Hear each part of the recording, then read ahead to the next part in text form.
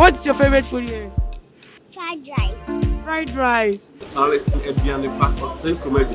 want to eat any food, you have to come to Osenko Park. You can come and have a taste of their food. It's very nice. I always come here. This is like my 10th time of coming here. Local dishes, Adriani Bia, Adriani Pabediti. Wow, Shenamna. Well, you my dear BB and MBA. I had a 7 up here, Bedidi, a viral. I would order Johnny. You are bringing it right there at your doorstep. And see, Johnny pay fee. Namu Johnny Pa. Now, Hannah Johnny Papa walk. You were easily gone. Boundary Road. Opposite the self-filling station.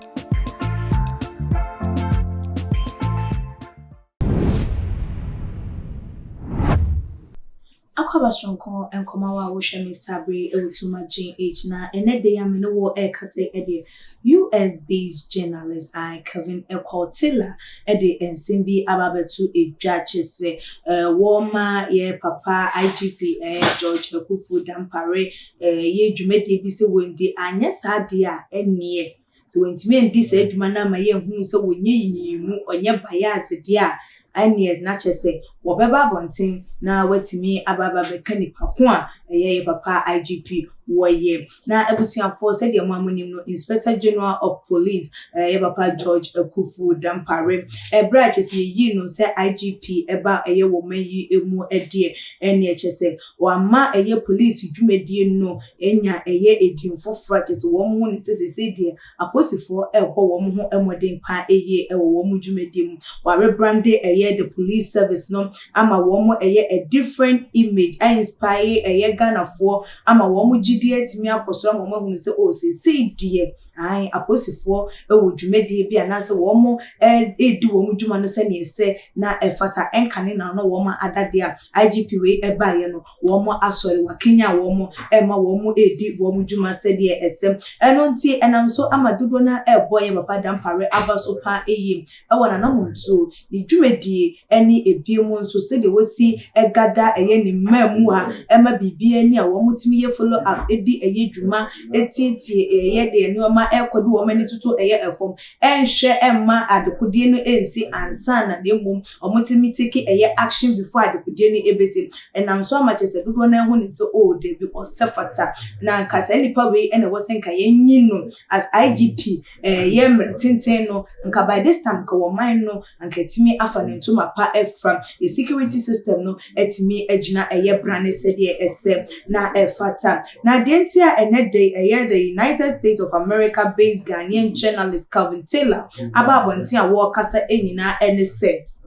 yeah papa George Ekufu Dampare won konkoche eye wonabo Kennedy Japan bra wodi ne nan ebesi eye wo man Ghana mu no pe na se de mamunim no wono abo ababa be kasa wo chie mu se wono obaba be pie mu Ghana enche enti no nenam so ama wono so kasa se sa na wo ka de ene mra wodi ne nan ebesi wo man Ghana mu se kim yeah papa George Ekufu Dampare won eye ne mamu ano enkonko so ni mu na chese ene evidence any proof bia na sesa wonfa embassy de beya ihwehwemu a ekoso no wo matimi ahwehwe no wo mo emfambra na denti na Calvin Taylor kasansem we ya no wochuma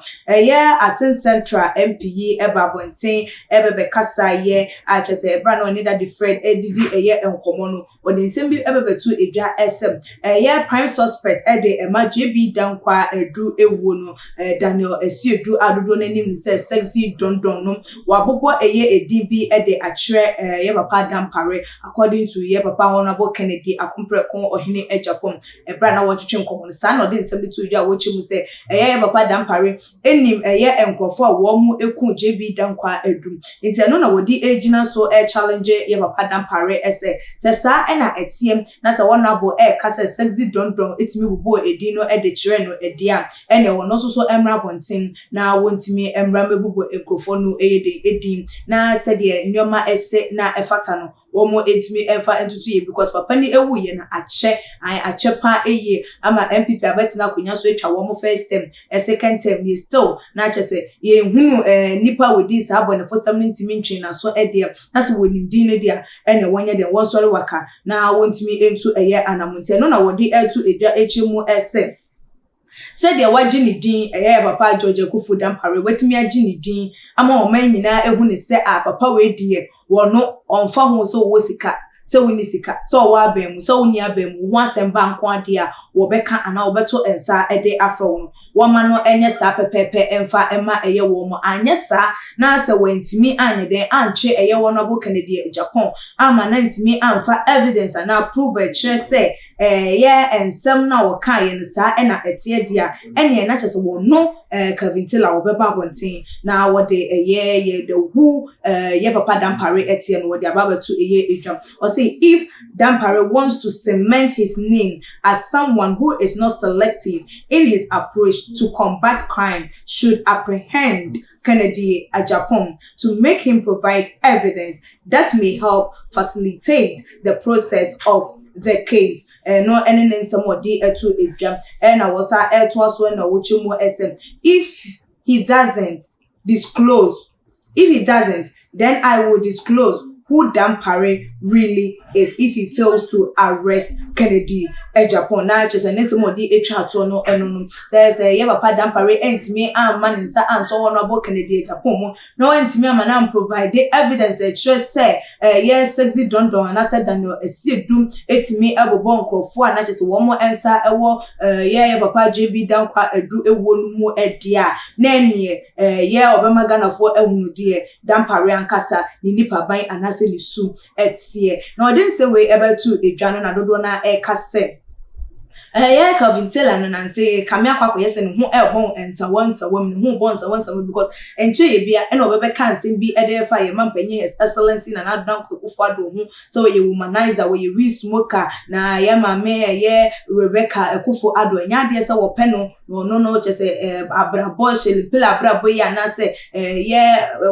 Maya just one more essis or premaya brabo and I know one more when say was the kawo and I knew a 2 a year butter Etina wo no anka say free ne maba wo brembesi sa breche say adwuma bia ne won mama me ne betimi aka say wo de ne nsa aye na say this time around wo say eba be kase an say yeah papa Dampare entimi anche wo no bo Canada Japan de ne obema o man no ahunu ni nipasu ana ni nipa ban no ede a na ne kame akwa ye say ai wo pe ade kokko ahunu na damra haman ena wo mo ede ebekire no ama na hunu say wa fro na for fa na fofra enye IGP eso ena wo de ebekone no na binum nso ka say ampa papa JB Dankwa ewu ye ne enye ne ensem we ye won abo Kennedy ede na no atumu dan dansem bi ekoso na ewudi bi eba wotimi ede ne nsasi ne bo ekasa ema Ghana fo ehunu say ase de wo evidence owo bi e kire say nipa sumesi na wo bentinti say ye sa ena etie dia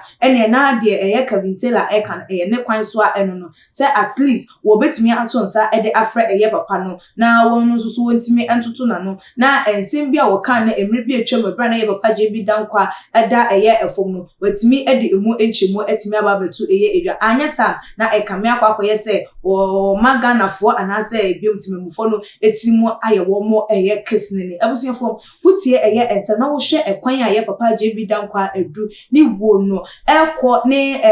besi sabre yi chese nipa wodi ewo oda so eda afiase na yentimi endi asem no ma yehu so okay ye jeli no aya na se ye ni se na nipa na etimi edidi eda etimi inviting crowd person wono wo mo enye de enhye nyina no na ensem no sen na wo hu no esi efa doesn't mean say yes eba no empanifo na se wo mo nsa hye no ma bi asa yentimi enka ana odwentwefa ensem no hu bitimi edi ababa to your comment section. Like your videos and share on all the social media platforms. So follow your IG page and your Twitter page. So @GH_media and Equia Sikapa Makra. What's your favorite food here?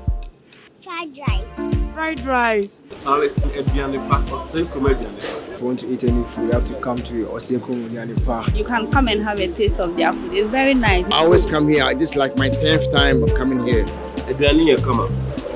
No kind said biani bia biani pa bedidi wa wo hwe nam na